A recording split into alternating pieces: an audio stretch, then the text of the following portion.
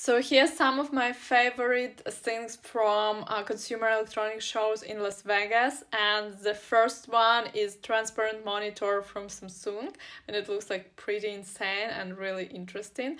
Then this hologram box, which is powered by AI, and you see the guy looks like pretty real inside of the box.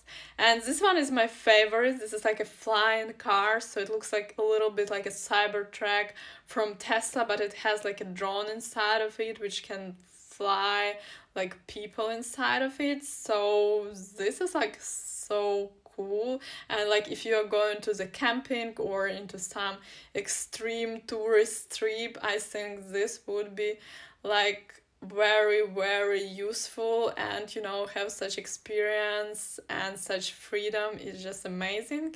So I'm like looking forward for this car.